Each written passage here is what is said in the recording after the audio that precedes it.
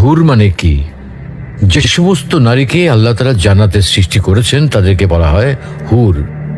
জান্নাতের রমণীদের আল্লাহ তাআলা জান্নাতি পুরুষদের জন্য উপহার হিসেবে রেখেছেন।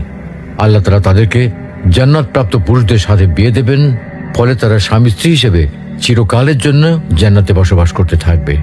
মহান আল্লাহ বলেন, كذلك وزوجناهم بحور عين আর আমি তাদেরকে বড় চোখ বিশিষ্ট হুরদের সাথে বিয়ে দেব।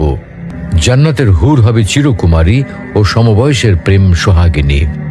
জান্নাতে একজন হুর যদি দুনিয়ায় একবার দৃষ্টি দিত, তাহলে আকাশ ও জমিনের মধ্যবর্তী স্থান সুবাসে ভরে যেত। পূর্ব পশ্চিম প্রান্তকে তথা সমগ্র পৃথিবীটাকে সুসজ্জিত করে দিত।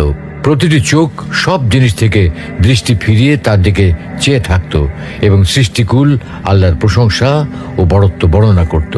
জান্নাতি পুরুষের